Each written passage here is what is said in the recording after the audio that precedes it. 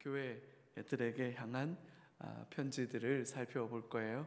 우리가 계속 이제 신약을 살펴보고 있는데 오늘 우리가 교회들을 향한 편지를 보고 다음 주에는 일반 서신, 그러니까 개인에게 보내는 디모데, 디도, 빌레몬, 또 베드로 전후, 야고보, 유다 이렇게 볼 거고요. 그 다음 주에는 히브리서를 좀 따로 보겠습니다. 일반 서신 중에 히브리서는 조금 분량도 많고 중요해서 따로 보고, 그리고 그 다음 주에는 요한 1, 2, 3서와 요한계시록, 그렇게 하면 이제 우리 하반기 신약도 성경 강좌도 이렇게 마무리가 될 것 같아요. 그래서 오늘 목회서신, 내일 다음 주 일반 서신, 그리고 그 다음 주엔 일반 서신 중에 히브리서, 그리고 그 다음 주에는 요한계시록을 중심으로 요한 1, 2, 3서 같이 보는 것으로 이렇게 신약 성경 강좌를 진행할 예정입니다. 오늘은 갈라디아, 에베소, 빌립보, 골로새, 데살로니가, 전서와 후서 이렇게 해서 교회들에게 보낸 편지, 로마서하고 고린도 전후서도 고린도 교회들에게 보낸 편지이긴 한데 분량상 로마서는 따로 보았고 고린도 전후서도 우리가 지난번에 따로 보았습니다. 이제 오늘은 조금 분량이 좀 작은 갈라디아, 에베소, 빌립보, 골로새, 데살로니가 전후서를 같이 한번 볼 텐데요. 이 지도를 좀 보시면 대충 좀 지리적인 위치를 좀 한번 감을 잡으시면 좋겠어요. 이렇게 예루살렘이 여기 있죠. 이렇게 예루살렘이 있고 이렇게 지중해가 이렇게 있는데 여기는 애굽이고 요 소아시아, 지금 여기 있는 요 부분이 지금 현재로는 터키 지역이고 여기를 소아시아라고 그래요. 아시아 마이너. 왜냐면 이쪽 방면으로 오면 이제 이쪽으로 넘어오면 인도, 중앙아시아, 중국, 그러면 이제 이쪽으로는 이제 중앙아시아라고 하죠. 센트럴 아시아. 그다음에 그 옆으로 더 가면 이스트 아시아, 동아시아 이렇게 하는 곳. 근데 여기는 소아시아라고 하는 곳이에요. 그래서 대부분의 바울 사도가 사도행전에서 우리가 봤죠. 1차 선교 여행 때 이 소아시아 지역으로 먼저 가서 소아시아 지역의 교회들이 시작됩니다. 에베소, 골로새 이쪽으로 다녀가게 되고 2차 선교 여행 때 유럽 대륙이죠. 여기가 마케도니아고 요 마케도니아인의 환상을 드로아에서 보고 배를 타고 마케도니아로 건너가서 처음 설립한 교회가 빌립보, 데살로니가, 아덴, 고린도 이렇게 해서 이쪽 지역의 교회가 세워지게 되죠. 2차 선교 여행 때. 3차 선교 여행 때는 이곳을 다시 한번 돌아가면서 이 교회들을 다녀서 요 에베소를 들렸다가 밀레도에서 가이사랴로 돌아왔다가 예루살렘에서 체포되고 마지막에는 여기서 시작해가지고 밀레데까지 가서 나중에 멜디데 섬 갔다가 로마로 들어가서 이제 마지막 가게 되는 그 여정들. 그래서 요 지도 안에서 조금 우리가 보면 좋을 것 같아요. 제일 먼저 볼 교회는 갈라디아 교회인데, 갈라디아가 여기 점이 찍혀서 나와져 있지 않고 여 위에 갈라디아라고 이렇게 써져 보이시죠? 예, 요렇게 돼 있는 건 갈라디아 지방이에요. 갈라디아라고 하는 도시가 딱히 따로 있는 것 같아 보이지가 않아요. 근데 요 위쪽에 있는 갈라디아가 아니라 요 아래쪽 지역 여기를 갈라디아라고 불렀어요. 이 동네를. 지금은 이제 터키의 그 소아시아 7교회, 계시록에 나오는 소아시아 7교회는 전부 다 요 남쪽에 있었던 남갈라디아 지역에 있던 도시들이고 요 지역에 있는 교회들에게 보내는 편지. 그래서 갈라디아서를 제일 먼저 보도록 그렇게 하겠습니다. 갈라디아서는 바울의 1차 선교 여행으로 세워진 교회였어요. 제일 먼저 바울이 선교 여행을 떠나고 그 선교 여행의 결과로 세워진 교회다. 근데 이 갈라디아 교회가 세워지고 난 뒤에 바울이 다시 돌아왔는데 2차 선교 여행을 가기도 전에 이 갈라디아 지역에 세워진 교회들의 문제가 생겼던 것으로 보여요.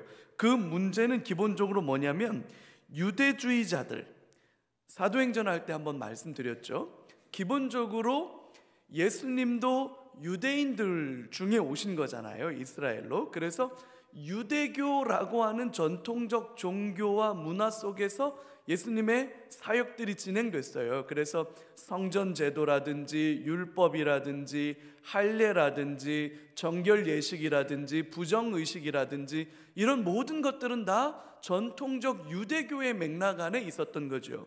그래서 그 전통적 유대교 맥락 안에서 예수님이 이스라엘의 왕으로 오셨고 그 유대교적 한계를 극복하시면서 십자가에 못 박혀 죽으시고 부활하셔서 예루살렘의 교회가 시작됐잖아요.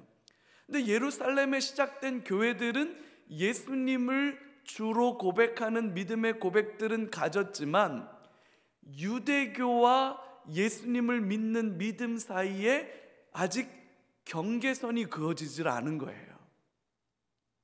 어디가 유대교까지가 어디고 예수님을 믿는 믿음은 어디서부터 달라질 수 있나? 특별히 이게 어디에서 문제가 생겼냐면 이방인들 중에 예수님을 믿기 시작하는 거예요.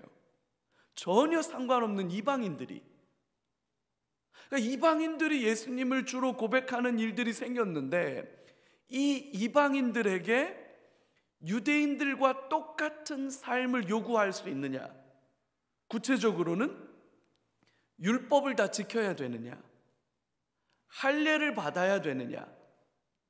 이스라엘 사람들이 정결한 음식이라고 여겼던 음식들 중에 제가 늘 말씀드렸던 삼겹살, 이거 먹을 수 있는 거냐 없는 거냐, 이 문제부터 시작해서 음식 규정들부터 시작해서 이런 것들이 들어오니까 혹자는 무슨 소리냐, 예수님도 유대인의 왕으로 오신 거고 유대교적 전통, 다시 말하면 아브라함의 후손으로 오신 거기 때문에 예수님을 믿는다고 한다면 예수님을 믿는 이방인들도 유대인들과 똑같이 생활해야 된다. 율법을 지켜야 된다. 할례를 받아야 된다. 그리고 유대인들의 음식 규정에 따라서 먹을 수 있는 음식과 먹지 못하는 음식, 그리고 정결함과 부정함의 기준에 따라서 정결함과 부정함을 지켜야 된다라고 하는 엄격한 율법주의자들이 있었고, 반면에 바울이 가서 개척한 교회니까 바울은 그렇게 설명한 거죠. 그리스도 예수 안에 이 모든 율법의 요구가 다 이루어졌다. 그래서 더 이상 율법의 요구들을 지켜감으로 유대인이 될 필요가 없다.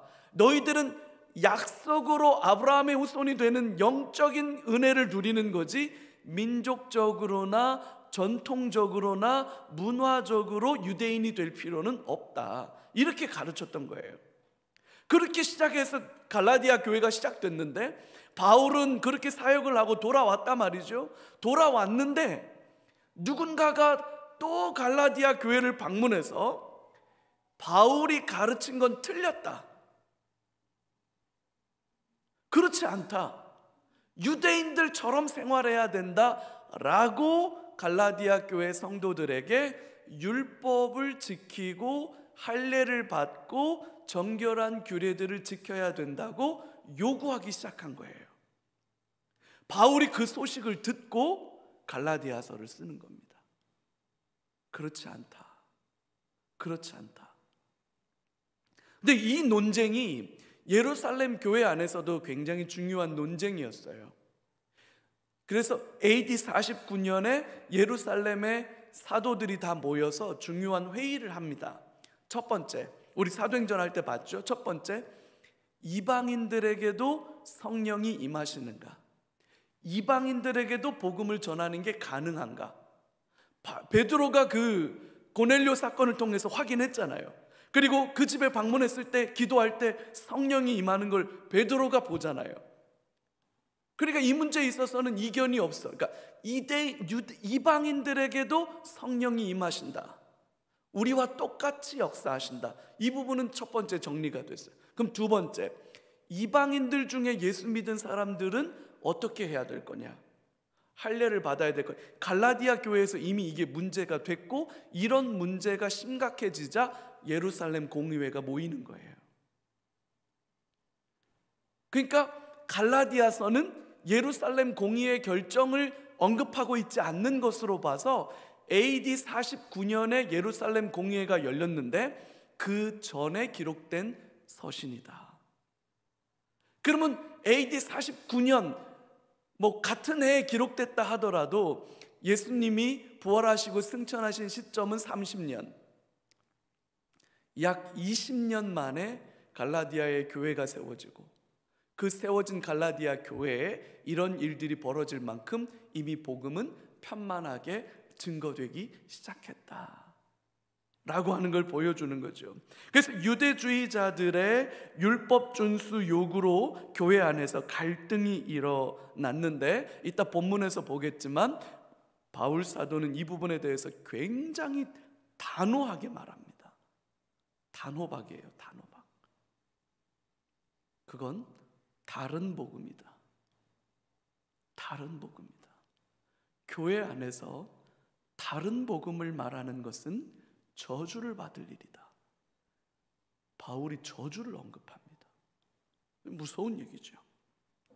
그래서 결론은 뭐냐? 결론적으로 행위로, 그러니까 율법을 지킴으로 인해서 구원을 얻느냐, 아니면 예수 그리스도를 믿음으로 의롭게 되어지느냐라고 하는 이 중요한 논증, 그게 로마서에도 등장하는 논증이죠. 그래서 로마서와 갈라디아서가 굉장히 비슷한 주제를 가지고 다른 상황에 있는 교회들에게 보낸 편지예요. 그래서 사실 루터라고 하는 종교개혁자에게 있어서 로마서보다 루터는 갈라디아서가 신앙의 어머니와 같은 서신이다 라고 말할 정도로, 사실 이 신약 성경에 우리가 믿고 있는 신앙의 가장 기본적 토대를 형성하는 아주 중요한 성경이 갈라디아서다, 이렇게 볼 수 있어요.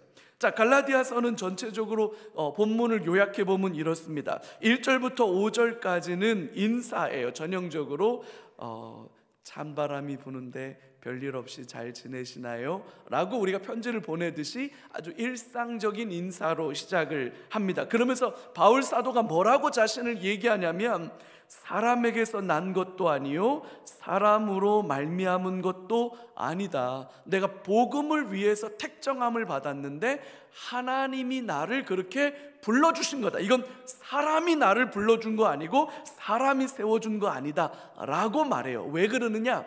바울이 전했던 복음을 다른 사람들이 와서 다른 복음을 뿌렸는데 사람들에게 와서 그렇게 하면 안 돼, 아닌데요, 바울이 우리에게 이렇게 가르쳐 줬는데요 라고 말하니까 새로운 소식을 들고 온 사람들이 바울 믿으면 안 돼 라고 말하면서 바울의 사도직을 심대하게 의심하는 말들을 던져준 거예요. 바울은 사도 아니야. 바울이 사도 아닐 수밖에 없는 몇 가지 이유가 있어요. 공격당할 만한 이유. 첫 번째, 사도라고 하는 말은 예수님과 함께 예수님의 부르심을 받아서 예수님의 공생애를 같이 다녔어야 하는데 바울이 그렇게 했습니까? 안 했습니까? 너무 나를 뭘로 보고 그런 걸 물어보느냐, 지금 그런 마음이신 거죠? 예, 바울은 그런 적이 없어요. 그래서 사도의 가장 중요한 조건에서 일단 바울은 예외입니다. 그래서 바울의 사도권이 의심받는 거예요. 또 하나는 결정적으로 무슨 문제가 있었느냐? 우리가 잘 아는 것처럼 바울의 가시가 있었습니다. 그러니까 이것 때문에 너무 모냥 빠지는 거예요. 그게 정확하게 뭔지는 몰라요.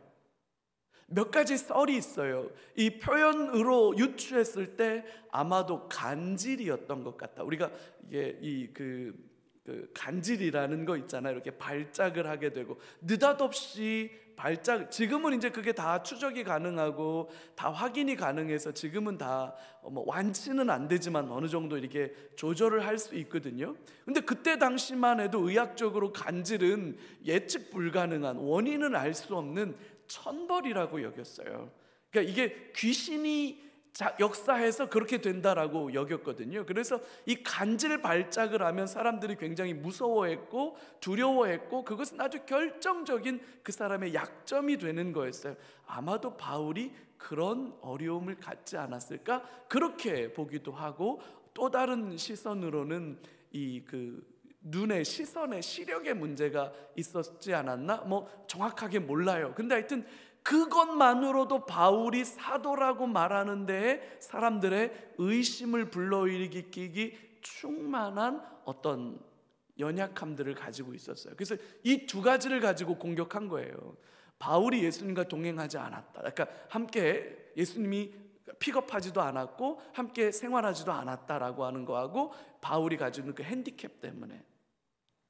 그래서 바울이 가르친 것 대신에 율법을 지켜야 된다, 할례를 받아야 된다, 정결예법을 지켜야 된다, 유대인들처럼 유대인과 같이 살아야 된다라고 가르치는 사람들이 교회 안에 들어온 거죠. 그래서 그거를 디펜스하기 위해서, 바로잡기 위해서 보낸 편지의 제일 첫 번째 서두를 뭐라고 여냐면, 내가 사도 된 건 사람들이 나를 무슨 시험 보고 된 거 아니다. 베드로가 나를 인준해 줬거나 예수님의 동생 야고보가 나를 인준해 줘서 내가 사도가 된 거 아니다. 내가 사도가 된 것은 다메섹으로 가는 길에서 부활하신 주님이 나타나셨고 내가 그 주님을 만났고 그 주님이 나에게 너는 이방인의 빛으로 내가 너를 세웠다라고 친히 말씀하셨기 때문에 나는 사도다. 나의 연약함과 한계에도 불구하고 하나님으로부터 택정함을 받았다 라고 첫 서론을 그렇게 열고 있는 거예요. 그러니까 바울 사도는 기본적으로 이렇게 얘기하는 거죠. 나의 사도적 권위에 대해서 반발하거나 반박한다면 예수의 증거를 가져와라. 그거 아니면 입 다물어라. 그리고 내가 지금부터 주께 받은 계시로 너희들에게 하는 말을 잘 들어라 라고 시작하고 있는 거예요. 그러면서 바로 그 다음에 거짓 교사들에 대한 저주를 이야기합니다. 다른 복음을 가르치는 사람들이 교회 안에 들어왔다. 근데 갈라디아 성도들을 향한 책망의 마음이 있습니다. 야, 어쩜 그렇게 신속하게 다른 복음에는 홀가닥 넘어가니? 신비해요.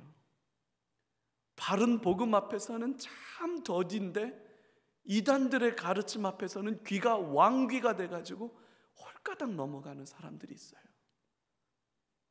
여러분, 그때나 지금이나 교회 안에 진리를 어지럽히는 되도 않는 거짓 사도들, 거짓 선지자들, 거짓 다른 복음을 전하는 자들이 있다는 사실을 우리는 경계해야 합니다. 그러면서 복음에 대해서 1차적으로 다시 한번 얘기해요. 그래서 바울 자신과 예루살렘 사도들에 대해서, 그래서 예루살렘 사도들이라고 하면 대표적으로는 베드로와 야고보죠. 게바라고 하는 베드로라고 하는 사람과 예수님의 동생 야고보, 예루살렘 교회의 가장 결정적인 지도자들인데 바울은 이 서신에서, 갈라디아서에서 그걸 얘기해요. 베드로와 야고보는 할례 받은 유대인들을 위한 사도로 부름받은 사람이다. 그거는 베드로도 인정하는 바고 야고보도 인정하는 바다. 내가 예루살렘에 올라갔을 때 베드로와 교제를 했고 야고보와도 대면을 한 적이 있다. 그리고 그들과 내 사이에 부르심이 다르다라는 사실을 우리는 확인했다.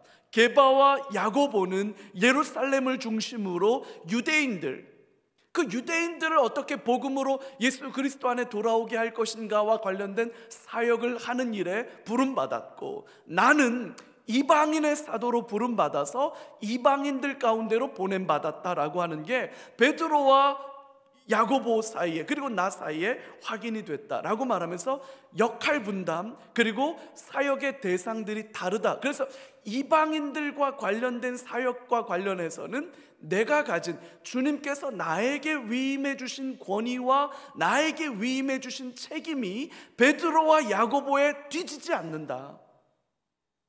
이방인들과 관련된 사역에 있어서는 내가 주님께 받은 것이 명확하다. 그게 사도행전 기록에서도 명확하게 드러나는 거예요. 이방인들에게 복음을 전하기 위해서 내가 너를 택했다라고 아나니아를 통해서도 한 번 더 말씀을 하시는 거잖아요. 그래서 그 얘기를 다시 하는 거예요. 그러면 갈라디아 교회 너희들은 누구의 말을 들어야 되느냐? 주님께서 누구를 통해서 말씀하시는지 분별해야 된다. 결국 주께서 바울을 통해서 이방인들의 교회, 이방인들 가운데서 세워졌던 그 교회들에게 주님이 바울을 통해서 일하신다는 사실을 인정할 것을 다시 한번 얘기하는 거예요. 그러면서 신학적인 명제를 2장 15절에서 21절까지 율법의 행위로 의롭게 될 자가 없다. 그걸 초등학문이라고 그러죠. 초등학문. 옛날 번역 성경에는 몽학선생, 몽학선생이라고 되어 있던 옛날 번역 성경을 우리 개역 개정판에서는 그걸 초등학문이다, elementary, 초등이라고 그렇게 번역해 놨어요. 그래서 율법은 그러기 위해서 죄를 깨닫고 의에 도달할 수 없다는 것을 발견하게 하는 일종의 복음의 예비 과정이지, 율법이 의에 이를 수 있는 길이라거나 구원을 얻을 수 있는 방법이 될 수 있다라고 믿는 것은 그건 잘못된 믿음이다 라고 말하는 거예요. 그러면서 복음에 대해서 두 번째로 뭐라고 말하냐면 그리스도와 율법에 대해서. 그래서 그러면 그리스도와 율법은 무슨 관계냐? 그리스도가 율법의 요구를 완전히 성취하셨다. 따라서 율법은 예수 안에서 성취된 거다. 그래서 예수 안에서만 율법은 성취로 나아갈 수 있는 길이 열려지는 거기 때문에 아직도 율법을 붙들고 있는 건 뭘 부인하는 거냐? 예수의 십자가 죽음을 부인하는 것이 되는 거다. 그러니까 복음을 무효로 만드는 거다 라고 얘기해요. 그러면서 그것을 어떻게 적용하고 호소하느냐? 4장 8절에서 20절까지 다시 초등학문으로 돌아가지 마라. 그걸로 되는 거 아니다 라고 말하면서 또 한 번의 핵심적인 논증, 할례에 대한 논증. 아마도 이 가장 결정적으로 드러났던 표면적인 이유가 할례 문제였던 것 같아요. 그러니까 아브라함을 부르시고 난 뒤에 아브라함에게 언약을 주시면서 아브라함의 후손이 될 영원한 규례로 준 게 뭐냐면 할례예요. 할례. 할례를 받아야 그게 이스라엘이라고 하는 표식이에요. 이방인들 중에서 노예를 데려왔더라도 이스라엘 안으로 들어올 사람들이라면 할례를 행했어야 됐습니다. 그게 그러니까 구약적 전통이에요. 그래서 이방인들 중에 예수를 믿는 거 좋다. 그러나 아브라함 때 하나님께서 말씀하셨던 것처럼 그러면 예수님을 믿을 거면, 믿음 안에서 교회 안으로 들어올 거면 그러면 할례를 받아라. 그래서 할례를 받아야 된다. 할례 받지 않았으면 너희들의 믿음은 온전한 게 아니다 라고 말하는 사람들이 생겨난 거죠. 그래서 바울은 여기에서 할례는 몸에 하는 게 아니다. 몸에 하는 할례가 무슨 유익이 있고 무슨 의미가 있느냐? 그것은 이미 예수 그리스도로 말미암아 성취되었다 라고 하는 거죠. 그러면서 복음에 대한 세 번째 변호, 성령께서 결국 이 복음을 통해서 믿음 안에서 역사하신다. 성령의 역사를 따라서 행해라 라고 말하면서 결론같이 오직 십자가, 오직 구주 예수 그리스도의 십자가, 율법의 요구를 다 충족하신 예수의 십자가, 그 죽으심을, 그 부활하심을, 나를 향한 주님의 그 놀라운 일하심을 인정하고 믿고 반응하는 것이 구원의 유일한 길이다 라고 갈라디아 교회에게 편지를 보내서 교회의 어지러워진 진리를 바르게 잡아주고 있는 거죠. 두 번째는 에베소. 에베소는 여기에 이렇게 있습니다. 에베소, 요 바닷가에 있는 아주 이 지중해에 있는 도시들 중에서는 사실 요 그리스, 요 소아시아 지역에 있는 도시들 중에서는 사실 제일 중요한, 제일 번화한 도시 중에 하나가 에베소입니다. 이 에베소에 교회에 보낸 편지, 그러니까 갈라디아서 그 다음은 에베소인데, 소아시아의 상업과 종교와 문화의 중심지였다. 그리스 문화가 꽃핀 곳이 우리는 그리스라고 생각하는데, 여러분, 그리스 문화가 꽃핀 곳은 여기입니다. 에베소입니다. 이 에베소로 넘어와서 그리스 문화가, 우리 그 트로이 목마, 그 일리아드, 그 일리아드와 오디세이 뭐 이렇게 하는 그 트로이 목마 뭐 이렇게 얘기하는 그 모든 게 다 사실은 이 에베소 지역을 중심으로 형성된 문화적인 영향이 제일 커요. 여기에 우리가 한 번씩 들어봤을 법한 그 일이 있죠. 세계 7대 불가사의 중에 하나라고 말하는 아르테미스 신전. 그래서 이 아르테미스 신전의 유적인데요, 언덕 위에 있었던 이 아르테미스 신전 그 규모와 크기 때문에 이게 그때 당시에 건축술로 돌멩이를 깎아서 어떻게 이런 건축물을, 이런 구조적 역학 계산을 해서 어떻게 이걸 만들 수 있었나, 언덕 위에 이렇게 있었다고 그러는데, 지금도 이렇게, 제가 이 에베소라고 하는 도시는 한번 가봤는데요, 바닷가에서부터 들어오면 뒤로 이렇게 큰 산이 있고 그 산 앞에 엄청난 도시 유적들이, 진짜 이야, 이게 그 뭐 2000년 3000년 전에 있었던 도시 유적인데 이렇게 웅장하고 이렇게 대단하단 말이야 라고 하는 우화가 그냥 나올 수밖에 없는 그런 엄청난 도시 유적. 특별히 그때 당시 사람들은 에베소에 도착해서, 항구였으니까요, 에베소에서 도착해서 배에서 내려서 도시를 쳐다볼 때 제일 우뚝 솟은 건물로 보이는 게 이 아르테미스 여신은 가슴이 도덕도덕도덕 붙은 그런 여자, 그러니까 가슴이 많았다는 얘기는 이게 풍요와 다산을 상징하는 거였기도 하고, 지난번에 우리 고린도에서도 봤지만 이 여신 신전을 모시고 있었기 때문에 아마 이 에베소라고 하는 도시도 성적으로는 굉장히 문란한 도시였을 거예요. 지금도 에베소 가보면 도시 유적 중에 엄청난 도서관 유적이 있거든요. 그 도서관 바로 옆이 사창가예요. 그 사창가 바로 앞에 발자국이 하나 찍혔어요. 사람 발자국이. 도대체 이 발자국이 뭐냐? 사람들이, 고고학자들이 그 발자국이 도대체 왜 이 돌멩이로 지어놓은 이 건물에 왜 이 발이 있느냐, 그것 가지고 연구하다가 나중에 발견한 게, 요 발보다 작으면 못 들어가는 거예요, 여기를. 발이 요거보다 커야 여기를 들어가는 거예요. 그리고 더 웃긴 건, 가이드 해주는 분 말이 도서관 갔다 올게 하고 도서관 갔다가 바로 그 옆이 이렇게 돼가지고 샜다 뭐 이런 얘기도 하시더라고요. 아무튼 이 에베소라고 하는 도시가 가지고 있었던 굉장히 독특한 특징들이었어요. 에베소라고 하는 곳은 바울이 2차 선교 여행 때도 들렸고, 특별히 3차 때는 여기에서 약 3년 동안 두란노 서원이라고 하는 곳에서 말씀을 가르칩니다. 그래서 어느 곳보다 애착을 강하게 가질 수밖에 없는 곳이 이 에베소 교회였어요. 로마 감옥에서 보낸 편지입니다. 그래서 감옥에서 보낸 편지, 에베소서, 골로새서, 빌레몬서, 빌립보서, 그래서 앱빌골몬, 이래서 이걸 옥중서신이라고 그래요. 감옥에 갇혔을 때 보낸 편지. 그래서 에베소서는 로마 감옥에서 보낸 편지입니다.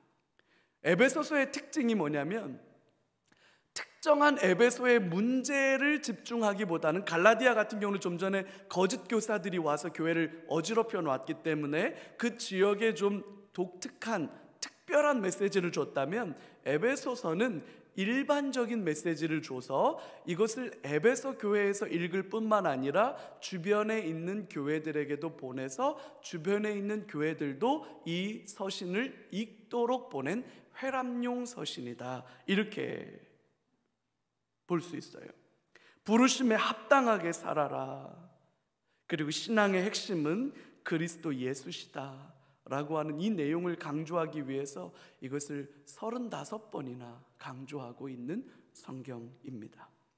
전체적으로 한번 내용을 살펴보면 1절과 2절은 아주 전형적인 인사인데요, 두 번째 3절부터 14절까지가 우리 신약 성경에 있는 문장, 헬라어 문장 중에서 제일 복잡한 문장이에요. 이게 3절부터 14절까지가 한 문장이에요.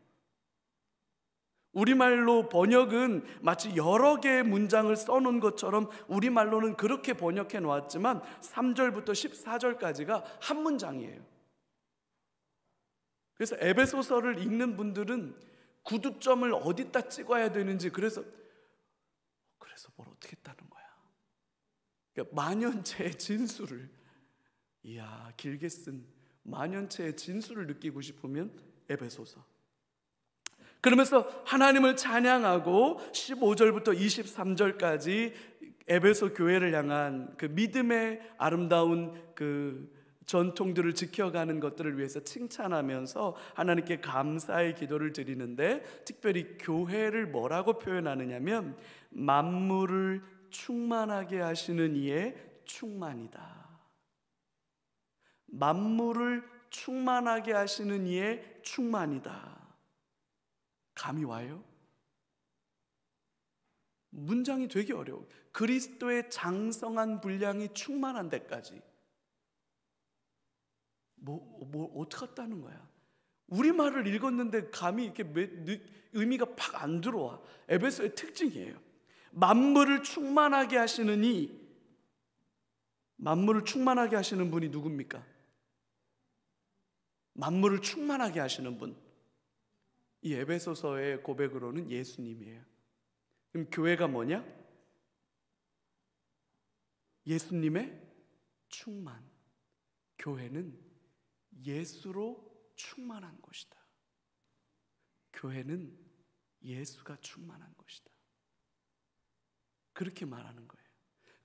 그래서 에베소서를 교회론의 꽃이라고 말해요. 교회가 어떤 곳이고 교회는 어떻게 세워졌고 교회의 영광과 아름다움이 무엇인지 묻는 사람들에게는 에베소서를 읽으라고 그렇게 말하는데, 그래서 이렇게 이야기하죠. 그러면서 에베소 교회 성도들을 향해서 그렇게 말을 해요. 에베소서 2장 1절부터 10절에 그리스도를 통해서 너희들은 하나님과 화목하게 되었다. 본질상 너희는 진노의 자녀였다. 너희는 약속에서는 외인들이었다. 이방인들의 실체죠. 너희들은 진노의 대상이었어. 근데 그리스도를 통해서, 성령을 통해서 유대인과 이방인들도 하나가 되었다. 십자가로 이 막힌 담을 허물어 하나가 되게 하시고 라고 말하죠. 그리스도의 화해 사역과 바울, 그래서 나의 환난에 대해서, 지금 바울이 감옥에 갇혀져 있는 상태에서 에베소의 교회를 편지를 보내는 거잖아요. 에베소 교회 성도들은 바울이 지금 로마에 갔는데 로마에서 투옥됐다는 소식을 들었겠죠. 그러면서 바울이 그렇게 말해요. 나의 환난에 대해서, 그러니까 자기가 투옥돼 있는 거에 대해서 낙심하지 마라.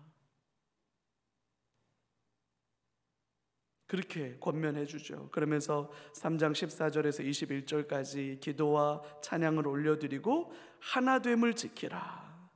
하나됨을 온전히 지키라. 여러분, 제가 교회들에 보낸 바울의 서신에 이걸 다시 한번 정리하면서 모든 서신들에 빠지지 않고 등장하는 권면이 뭐냐면 하나 되라는 거예요. 하나 되라.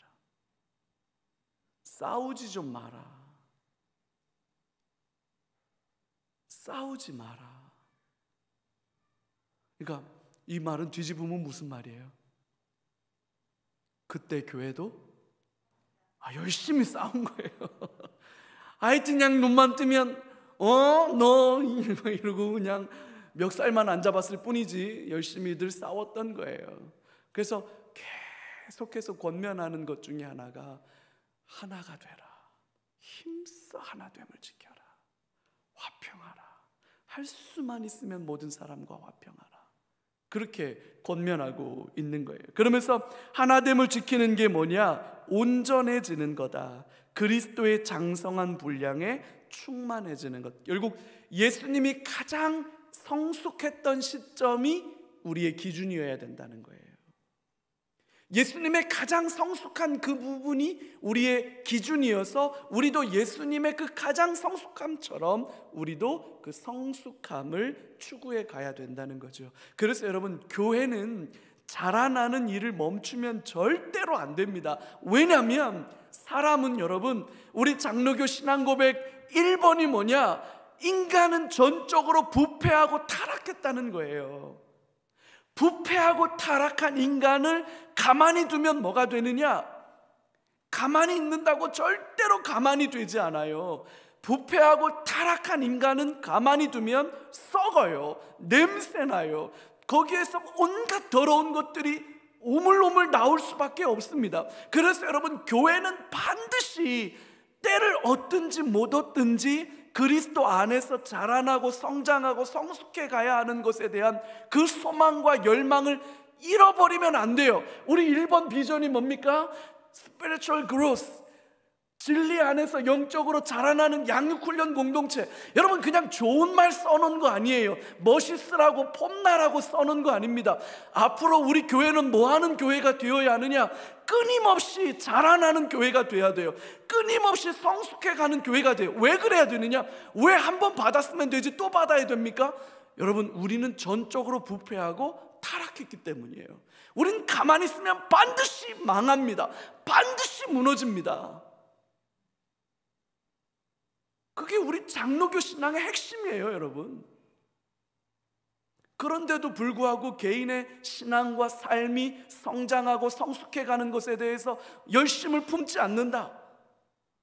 그건 대단한 용기죠. 그런 용기는 없습니다. 그래서 나는 광고합니다. 내년에 제자훈련들 꼭 받으셔요. 여기 계신 분들이 아니라 사실 요 인터넷으로 보고 계신 우리 성도님들, 내년에 꼭 제자훈련 받으셔야 하고 사역훈련도 받으셔야 합니다. 할렐루야. 그러면서 하나됨을 어떻게 지켜갈 거냐와 관련해서 아내들은 남편에게 복종하기를 교회가 그리스도께 하듯 하라. 할렐루야. 왜 이렇게 표정들이 어두워지십니까? 교회가 그리스도께 하듯 하라. 왜 아멘들 안 하세요?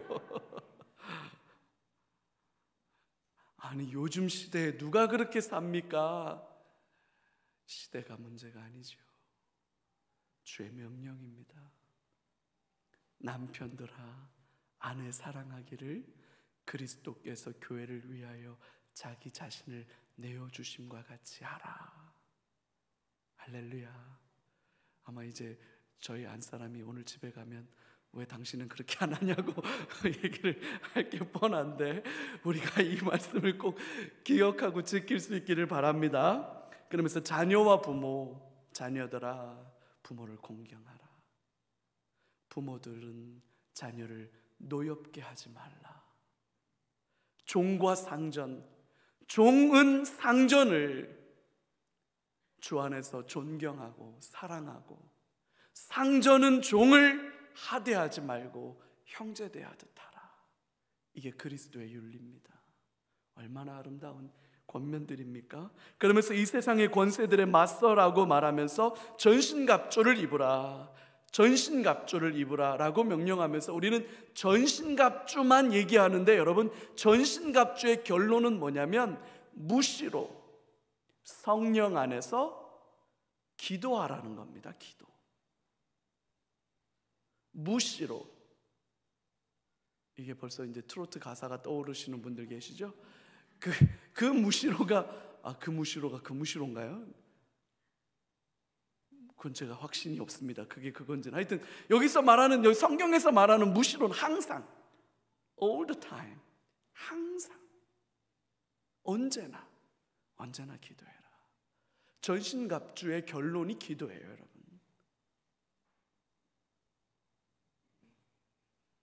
에베소서.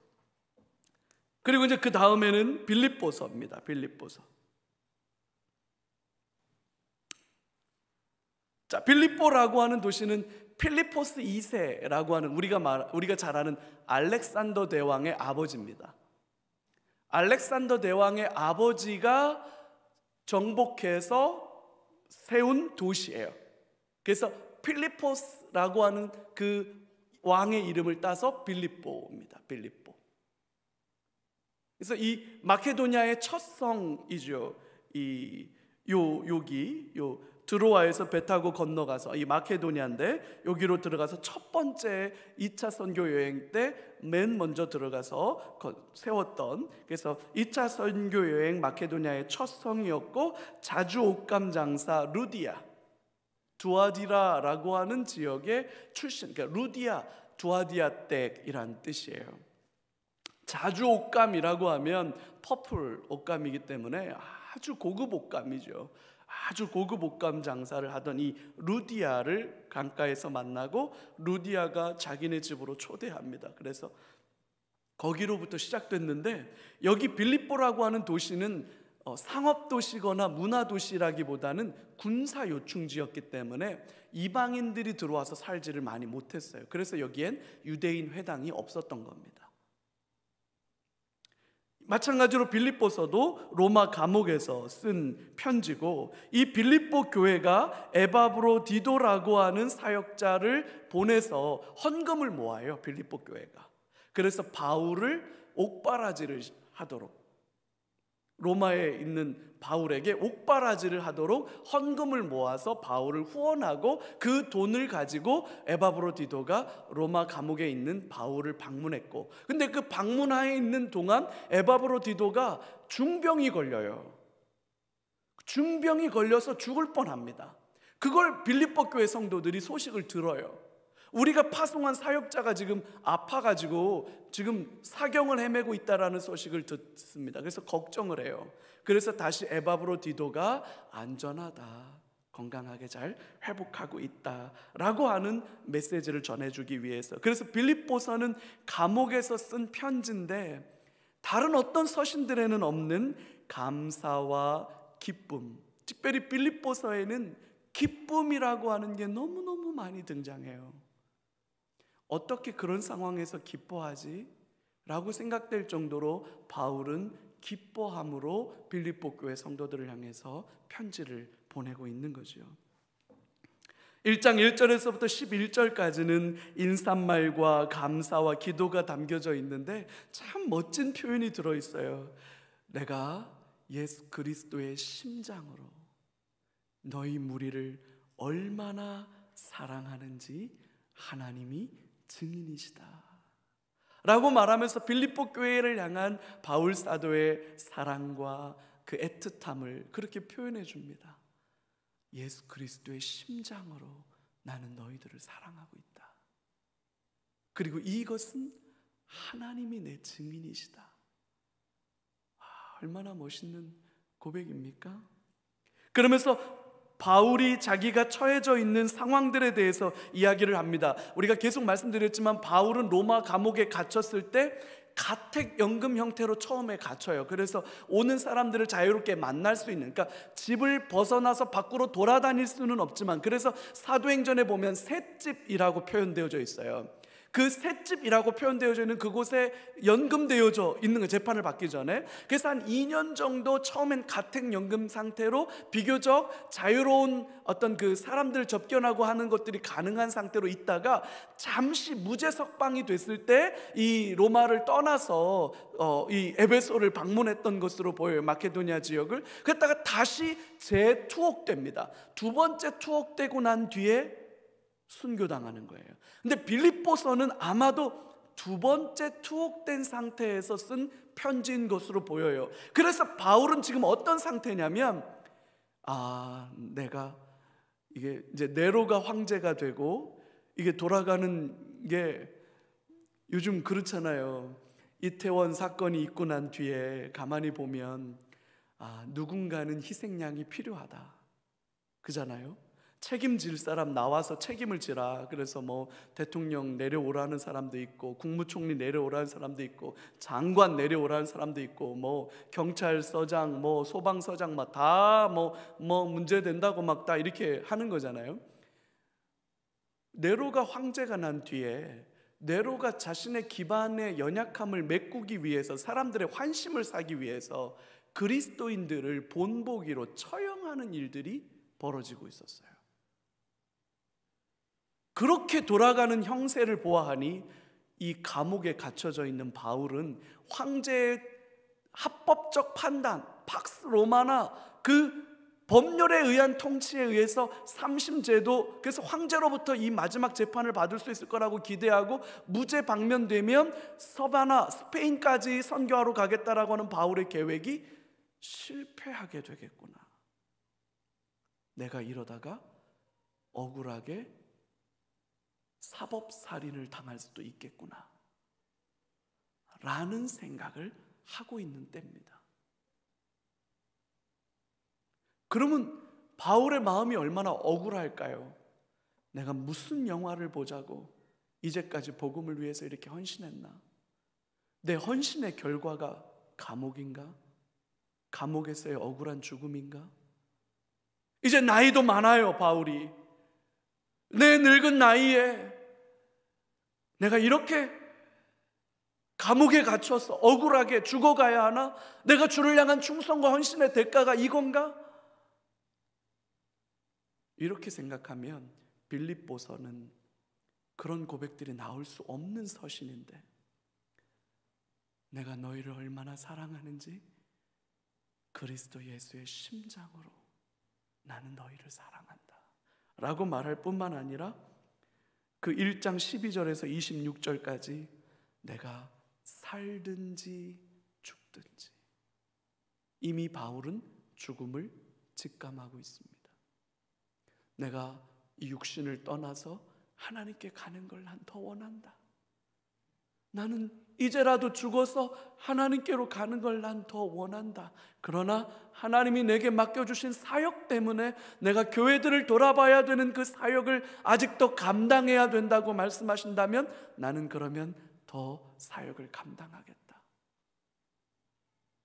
그런 내용을 써내려가는 편지가 빌립보서예요. 기쁨의 편지인데 빌립보서는 눈물 없이는 읽을 수 없는 편지입니다. 그러면서 빌립보 교인들의 상황을 이야기해요. 견고하고 또다시 하나 되라. 싸우지 마라. 싸우지 마라. 성도들끼리 다투지 마라. 주여 하고 사랑해 주어라. 그렇게 말하는 거예요. 바울과 빌립보 교인들의 상황에 대해서 쭉 말하면서 에바브로디도를 보내줘서 그렇게 섬겨줘서 고맙다. 에바브로디도도 이제 잘 회복하고 있다. 그런 내용을 보내는 거예요. 그러면서 빌립보 교인들을 향해서 경고와 호소를 하면서 이렇게 말한, 내가 이미 얻었다 함도 아니요, 이미 내가 내 구원을 다 완성했다라고 난 생각하지 않는다. 나는 표대를 향하여 아직도 앞에 있는 것을 잡으려고 달려가는 중에 있다. 그 바울이 그 나이에 그 순종과 그 헌신과 그 충성을 다한 뒤에 하는 고백이 그거라면 우리에게는 더 말해 무엇 하겠습니까?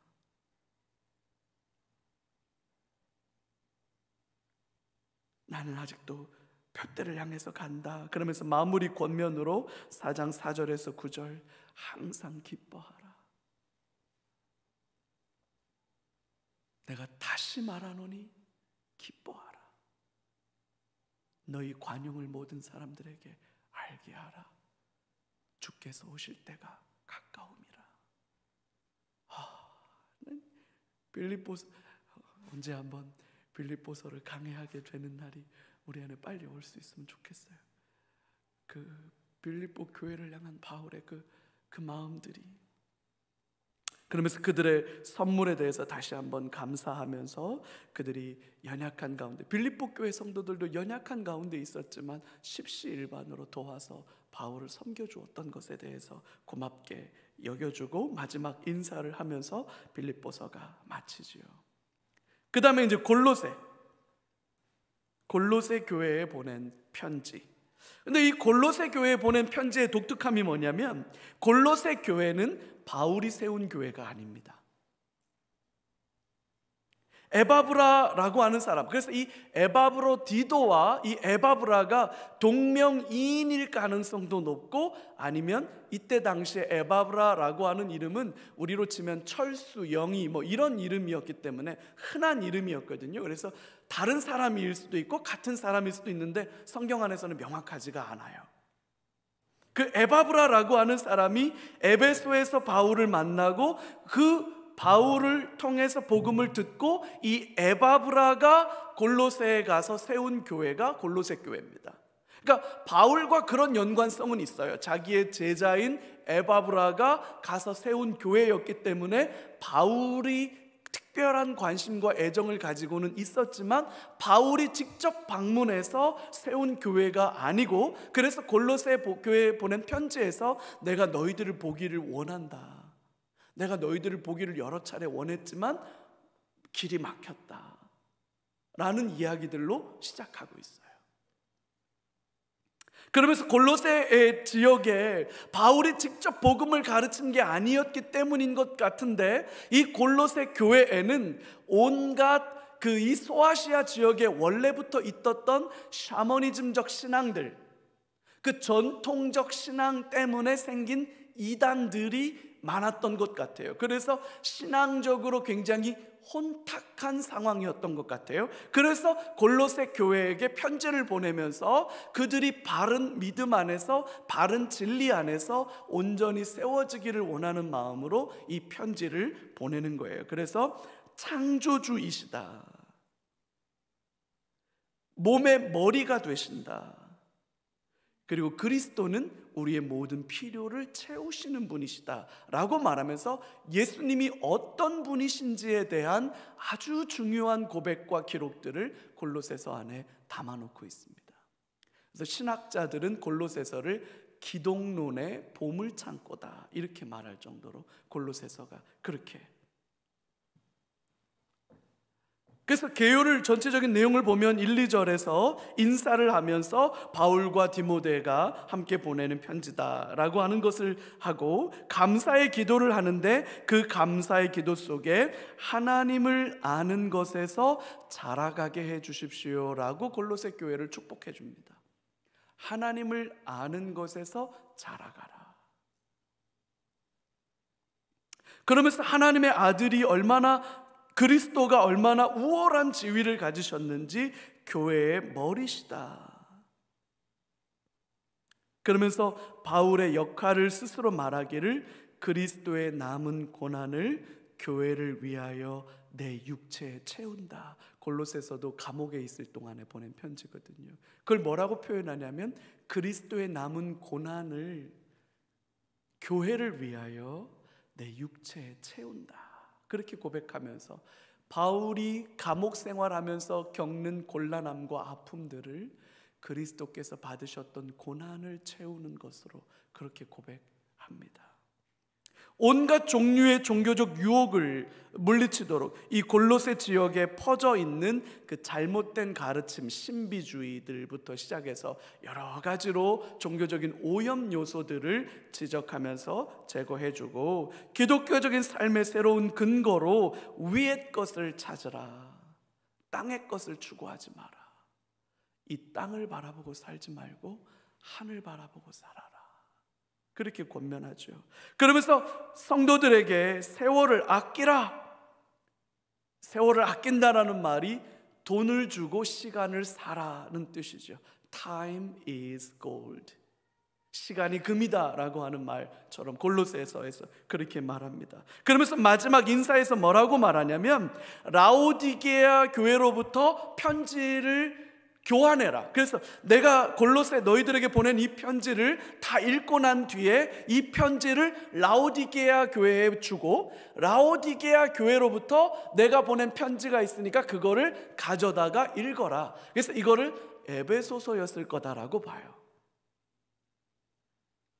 그래서 이렇게 신약 성경이 쓰여지는 시점부터 이미 이것은 교회들마다 돌아가면서 함께 읽고 그 바울을 통해서 말씀하시는 하나님의 말씀을 교회가 진리로 받아들이고 그 말씀에 기초해서 생활해 가기 시작했다는 거죠. 마지막으로 데살로니가 전후서, 마케도냐의 수도인 항구 도시였고 2차 여행 중에 고린도에서 썼어요. 그래서 이 갈라디아서와 데살로니가 전후서가 아마 가장 일찍 쓰여진 신약 성경일 거라고 그렇게 보여져요. 근데 이 데살로니가 전후서는 가장 기본적으로 종말론에 대한 오해를 바로잡기 위해서 쓰는데, 이게 무슨 일이냐면 사도행전 1장 8절에서 말했잖아요. 그러면서 성령이 임하시면 권능을 받고 예루살렘과 유대와 사마리아와 땅끝까지 이르러 내 증인이 되리라 라고 말씀하시고, 그들이 보는 눈앞에서 하늘로 들려 올라가시죠. 그러면서 쳐다보고 있으니까 갑자기 천사가 나타나서 말하죠. 왜 쳐다보고 있느냐? 너희가 본 그 예수는 너희가 본 그대로 다시 오시리라 라고 말했어요. 그래서 예수님은 곧 오신다, 그 임박하게 곧 오신다, 내일 모레 다음 달에 오실 거야 라고 하는 생각, 임박한 종말의식이라고 그래요. 이게 그런 생각을 가지고 살았는데, 이게 아마 AD 50년대 초반일 거예요. 늦게 잡아도 51, 2, 3년 정도에 쓰여졌어요. 그러니까 예수님이 승천하신 뒤에 한 20년 정도 지나고 난 다음에 이 편지가 쓰여지는데, 그 20년이 지날 때까지 사람들은 내일 오시나 내일 오시나 내일 오시나 그렇게 생각하고 살았던 거예요. 곧 오신다, 이제 곧 오신다라는 생각을 가지고 살았는데, 곧 오신다고 생각하고 사니까 사람들의 마음이 어떻게 되겠어요? 직업을 가지고 오늘을 열심히 살 이유가 없다고 생각하는 거예요, 자꾸만.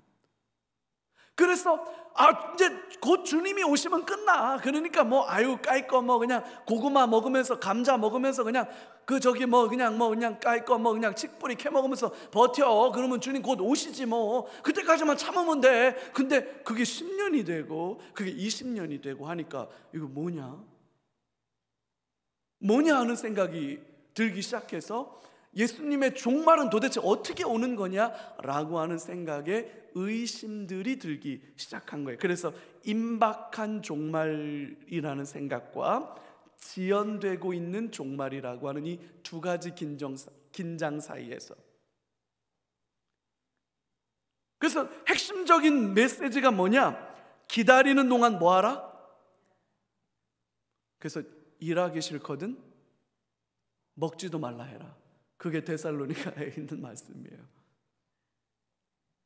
그래서 데살로니가 전서는 우리가 너무 잘 아는 믿음의 역사, 사랑의 수고, 소망의 인내가 있는 교회라고 칭찬해 주지요. 그러면서 바울이 나는 폐를 끼치지 않으려고 너희들에게 나도 자비량으로 사역했다 라고 말하면서, 너희는 우리의 영광이요 기쁨이다 라고 말하면서 성도들이 성적인 거룩을 지킬 것을, 그리고 자기 손으로 일해라 그렇게 말하면서, 죽은 그리스도인들의 미래가 어떻게 되느냐, 우리가 어떻게, 그러면 그 예수님 오실 거라고 기다리다가 한 사람씩 두 사람씩 죽어가는데, 그건 예수님 오지도 않고 죽어가면 도대체 어떻게 되는 거냐?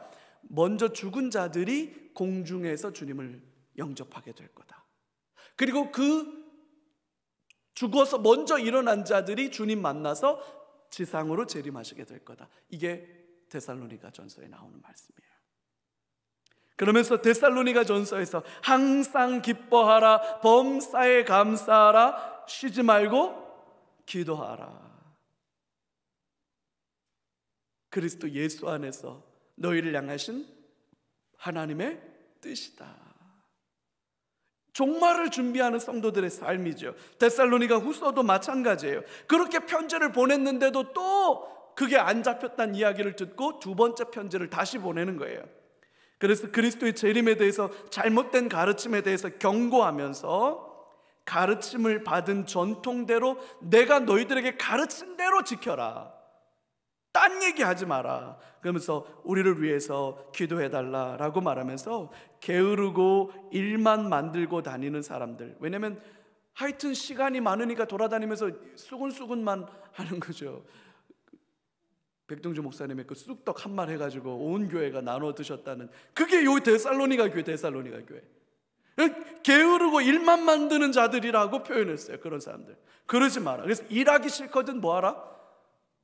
그래 예수님 곧 오신다고 그것 바라보고 일 안 해. 그래? 예수님 곧 오실 것 같아서 일할 필요가 없을 것 같아? 그럼 뭐할로 밥 먹어? 예수님 곧 오실 텐데. 그럼 먹지도 마. 먹지 말고 기다려봐 그러면. 되게 아주 워드 플레이죠. 그러면서 이제 데살로니가 후서가 이렇게 마무리가 됩니다. 지금 우리가 갈라디아서, 에베소서, 빌립보서, 골로새서, 데살로니가 전서, 후서 6개를 이렇게 후다닥 봤는데 너무 좀 후다닥 본 느낌이에요. 그래서 저만 바라보지 마시고 이젠 돌아가셔서 읽으셔야 합니다. 아시겠죠? 꼼꼼히 읽으세요.